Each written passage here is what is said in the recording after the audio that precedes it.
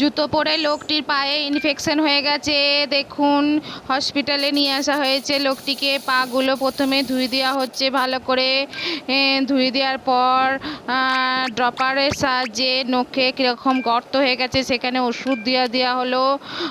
পুরো আঙ্গুলের মধ্যে কীরকম গর্ত দেখুন, তুলো গুঁজে দেওয়া হলো সেইখানটায়।